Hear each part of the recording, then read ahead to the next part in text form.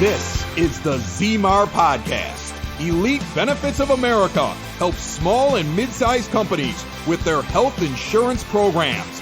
And now, your host, Butch ZMAR.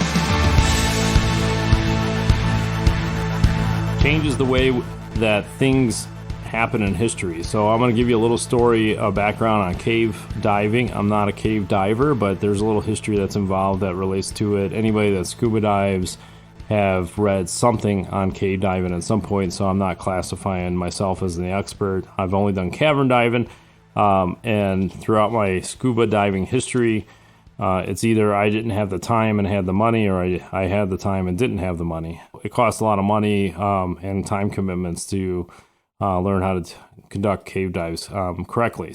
But speaking of that, we had scuba throughout the year. So back, the Navy was starting to do scuba diving because of the Navy divers, which eventually moved to SEALs and diving, and salvage divers, and the list goes on. There's a lot of history there. But what I want to do is talk about changes that occur that make life better or move into a different direction. So I know back, and I don't mark what year it is. I'm not really sure, but scuba is obviously a high-risk sport, but it's a leisure sport. A lot of people enjoy it, and it's a lot of fun. And the injuries are far less today than ever before. But there was a period of time where it kept escalating, especially in cave diving, and especially in Florida, because they call it cave country. But so there was a group of guys because mostly it was men back in the day that was scuba dive. There was a few women.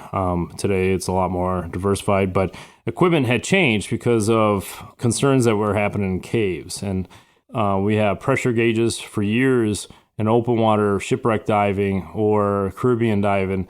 They never had gauges. So it's like not driving a car without a gas gauge.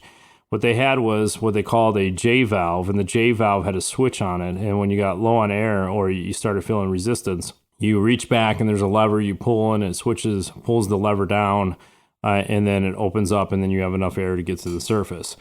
And that worked for a lot of time. It was actually called J valve because it was item number J in the catalog back in like the 60s, and that's a true story. And then they had the K valves, which is item right after it, which didn't have the switch. And so eventually they had to figure out something, because the problem with cave diving is these valves would get bumped in the middle of the cave without people knowing it. And then when they reach back and try to pull the lever was already down. So they used everything in their tank. And so they came out with K valves, which don't have the valves or the switches. And then they added pressure gauges. So it's like a gas gauge. So it increased the safety. They also started adding another, they call alternate regulator or a secondary regulator, and that's for your buddy in case he runs out of air or she runs out of air. The other thing is they increased communication skills. They adapted some sign language underwater. That increased its safety. The rule of thirds came into play, so you won't breathe any more than 1/3 of your tank, so you have 1/3 to get out, and you have 1/3 for your buddy in case he runs out of air if you have problems. Line handling was definitely implemented because you could get lost in caves. You get lost in shipwrecks, right? Shipwreck penetration is not a open skill. It's definitely very intense and elite, and I would not recommend it unless you go through training. The other thing they did is they changed some of the kicks, how they do it, so they don't stir up the silt inside the cave. So today they definitely made some changes. Even the pressure gauges are getting more digital, and they're getting transmitters, so you could actually wear it on your wrist and you don't have a hose. Makes it easier for a lot of cave diving. And I know I'm talking about cave, but it transfers over to recreational diving. So a lot of things that happen in one arena ends up moving to another arena to make things a lot easier. And it makes in this case, scuba diving a lot more fun because there's more success rate, and it's more comfortable because you have less to worry about because information's already there and equipment's there for your own safety. And even though benefits, I'm not referring to as safety, but some of the business models are changing, and so some of the things are taking place to actually give employers better opportunities to consult or receive consultation on their benefits package for their employees. Change has to start somewhere. So I'm actually going to go back in time, and some of the people listening to this podcast may relate to this. Some people may not even know that Blockbuster ever existed for the movie business. But But in the movie business, the rental business specifically, Blockbuster was the big national chain that allowed you to go rent DVDs, back then VHSs. I remember those days. You go pick your movies on Thursday or Friday and watch them for the weekend and return them the next week. Got to make sure they're rewound because otherwise you could find $1 for them to rewind it. And then Netflix came into picture. Netflix did direct mail DVD rentals. You just basically pick them out online and they shipped it to your door in your mailbox. And then they had a return envelope so that you could return it without any extra postage fees. It worked like a charm and competed with Blockbuster to the point where they had to start downsizing. And then movie streaming came into play. And that was a game changer because Blockbuster wasn't ready for it. It reminds me of a lot of other companies in history that I would love to talk about at some point. Like Motorola was one of those where they were huge in the analog. They captured 90-something% of the analog space. Digital came into play.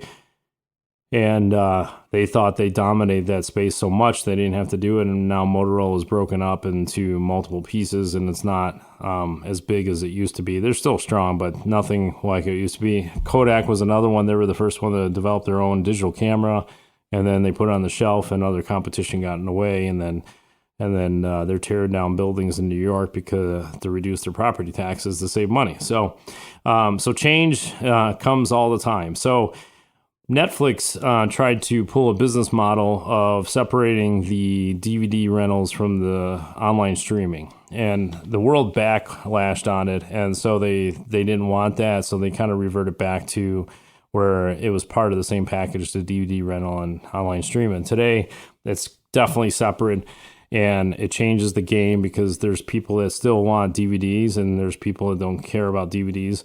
I know in my household, any DVD that we've ever had has gotten damaged, thrown out, cracked in some capacity, but I also have 4 boys, and so they're ruthless in many ways, and so the online streaming means that anytime I want to watch a movie, it's already available. I don't have to go searching for it. It's not lost. It's not broken. It's not scratch up and skipping while I'm watching it. It's ready to rock, and so... But Netflix tried to separate these businesses, and there are 2 different types of customers. In the benefits industry, there's something similar occurring. Not exactly. There's change coming for sure, and we talk about it on this podcast, especially in the business model where how brokers are being compensated. Now we have disclosures we have to give if we make more than $1,000 off of account, whether it's direct or indirect compensation. A lot of these big shops receive bonuses that are tied to your accounts. They're not disclosed previously. They may have been showing up on a 5500 reporting if there was ties to it, but most of the time they figured out ways to get around it. And years ago, they separated the commissions only to avoid disclosing it on the 5500 because they wanted to hide it.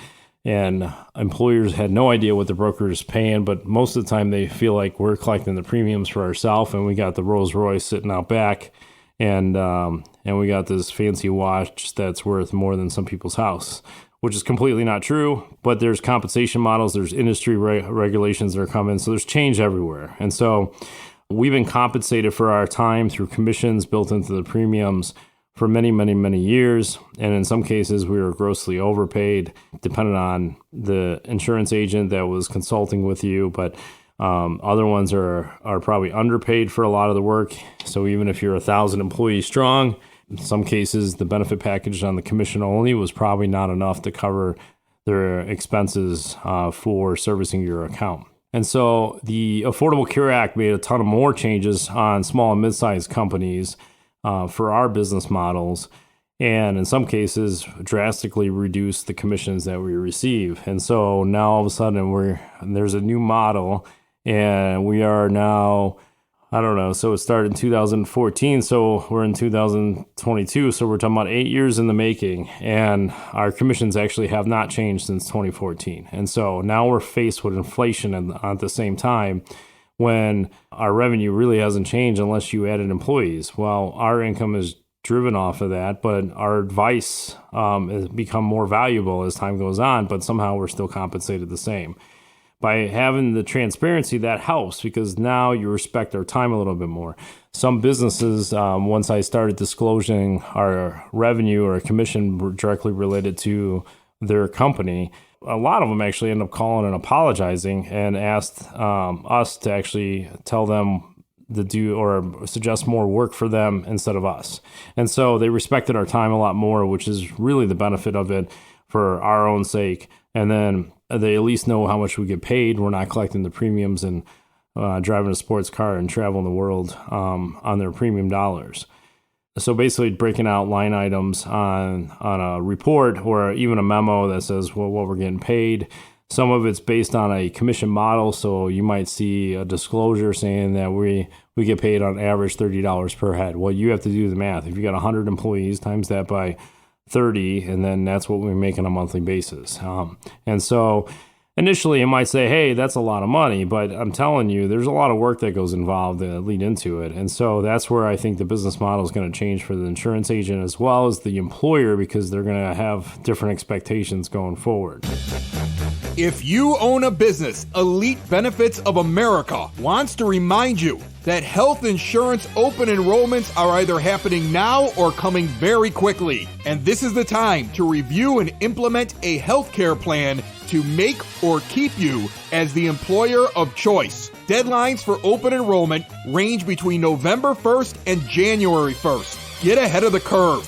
The Small Business Special Enrollment Period, part of the Affordable Care Act, now allows employers with 49 employees and under to offer health benefits without contributing a dime to the employee plan. Help your employees save money on taxes with health insurance they're already paying for with their hard-earned dollars. Butch Zemar from Elite Benefits of America wants you to reach out to him today. Visit elitebenefits.net or call 708-535-3006. In our world, one of our bigger competitors out there is payroll companies. But the problem with payroll companies is they don't really start new plans or benefit packages. They do, but not to the degree that insurance brokers do. 90%, and I'm making up that number, but a lot of their business, benefits business, gets moved over to payroll companies by an agent of or change of agent letter. And so you sign off on it, they become the agent of record, they're collecting the commissions on that policy.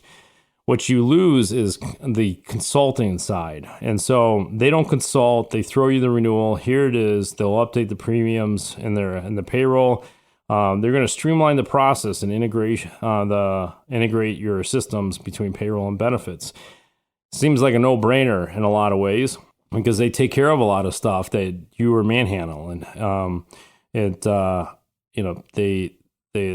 payroll part of it, the integration, employees can go on and pick their own benefits. They notify the insurance companies. Sometimes it's electronic, sometimes it's manually, but they're doing the service part of it. But when the renewal comes, a lot of times they don't consult. They just, in fact, you may even have to request the copy of the renewal.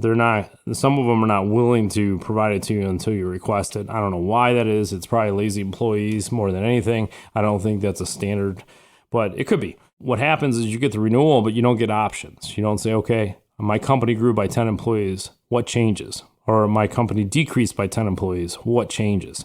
All you get is the blanket copy of the renewal. They may transfer some of the data to a spreadsheet if they're a little bit more motivated, make it look like they're actually doing something for you.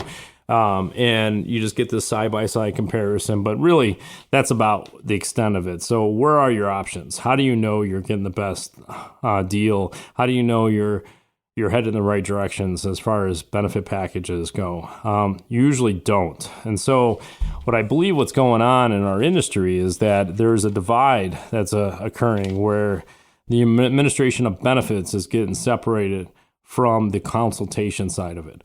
And so for years, we got paid for consultation and administration all in one. And I think that's where our tipping point is going to be, is because the employer or CFO, they're not used to paying for us. But if you look at all the other things that you get consultation on, financial, sales and growth, operations, taxes, you're paying a consultant fee regardless of the process or the cost for the process. An operation consultant comes in, you still have to pay for the services that they're providing or recommending, or where you're moving. Maybe you're moving platforms, moving CRMs. Maybe you're paying for integration. Those are all separate from the consultation. And I believe what's going to happen, and it has been now, is that this is starting to separate in the consultant business for the benefits. Because you could be with your payroll company, but you're not going to get the advice. You could have the integration and the smoothness of onboarding and termination, but where's the advice to head in a different direction? Well, the payroll companies got smart and said, well, you could upgrade to our HR package, and then you could call us for that advice, right?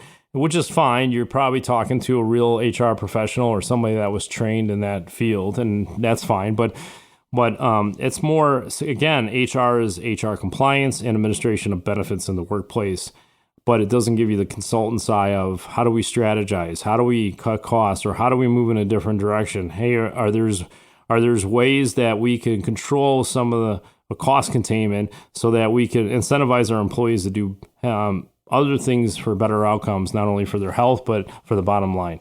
You're not going to get that from there. So I do think in our industry, it's starting to divide where, kind of like in the movie business, where DVD rentals, the actual DVDs, are separating from the streaming videos. And so that's what's happening in the benefits world. The consultant's going to be separate. You're going to find brokerages out there that don't do any administration. They're going to tell you to go with your payroll company. And then you pay, they're going to charge you a flat fee, whatever that will be, depending on the size of the company, what's involved, how much their time their staff is doing, and if you hire them for any services in between or additional quotes or RFPs for proposals, depending on what it is, there's a lot that's going to possibly be there. But the issue is going to be is that you're going to start noticing that there's a separation of the business model. And you're going to notice that you're going to pay for a consultant fee when it comes to benefits. And this will be for your benefit, because then you could pay your insurance broker what they're worth for the advice. And it doesn't matter what the system is or what the carrier is. It doesn't matter any of that. But somebody needs to get paid for that, and that's why there's a commission model still there, or you're going to have to pay a service fee in some capacity. But it's definitely going to make the change, a lot more transparency, and you're probably going to get better results in the end. And I think a lot of employers will look for this, and then you could get consultation from multiple people and pay for their time instead of getting it free and milking them out and taking advantage of it because they're in the business of trying to earn a commission. Now you get hardcore advice, but you're going to pay for it. And I think that's good for all the businesses, and I think they're going to get better advice as they move forward with the benefit programs, fighting inflation with a recession upon us and the great resignation where employees are moving. I think employers are going to need this.